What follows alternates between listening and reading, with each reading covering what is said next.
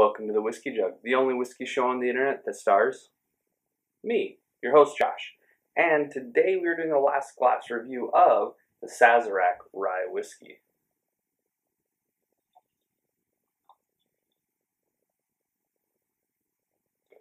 Now, if you're looking at this and you notice that the cork does not quite look right, congratulations. You are a bona fide whiskey geek for even noticing that, because that's actually the cork from a Four Roses single barrel.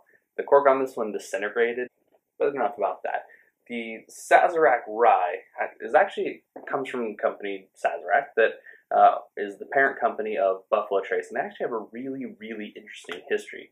So the company got started back in 1869 when Thomas H. Handy, a name that should sound familiar, bought the Sazerac coffee shop down in New Orleans, where they had a cocktail called the Sazerac that used cognac. But other than cognac, it's the same Sazerac we know today, which has Picard's bitters, little sugar, and a absinthe rinse on the glass. So it has all of the same things, but it is used with cognac. So after Mr. Handy took over the Sazerac coffee shop, he began importing and exporting other types of liquors, and down the road, the actual cognac got taken out, and rye became the whiskey, or became the spirit of choice used in the Sazerac cocktail. And then from there, the rest is history. So the Sazerac company, on their website, they say that this is actually the perfect rye for making a Sazerac, and it is really, really good. I do like mine with a little bit more bite, so I like something that's a little bit higher in the rye category.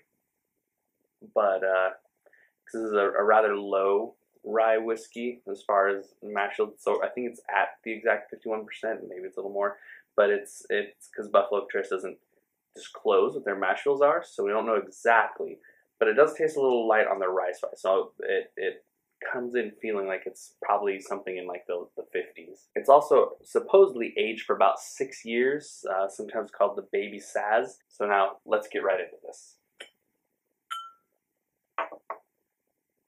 It has a really bourbony nose. Caramel, toffee, cinnamon, vanilla, honey, a little bit of light fruit, some toasted grain. It's not a very spicy as far as ryes go. It's, you get something like the Wild Turkey 101 rye, or anything that the High West puts out, because they use that LDI rye, which is 95% rye. Anything with that higher rye mash bill, it doesn't really have that, but it does have a really rich sweetness that permeates the whole thing. So that's, there's something. It is really nice. There's enough rye spice in there to give it like an accent. That's really kind of the way to look at it. It's not super complex on the nose. It's not incredibly dense. It's just kind of there, but in a good way. So it tastes. There's a lot more spice on the palate, but it's not really the rye spice. More like cinnamon, paprika, pepper, those types of spices. A little bit of nutmeg. The rye spice does come in a little bit. It's not super absurd, but it is in there. It's kind of the rye spice that was in there in the beginning, as the bottle's gone on its way to empty, has kind of gone down a little bit, and the cinnamon and those kind of spices have moved up a little bit. A little bit of red licorice, Bing cherries, kind of those darker fruity notes are also in there. It is fantastically tasty. It has a great aroma, and let's check out the finish.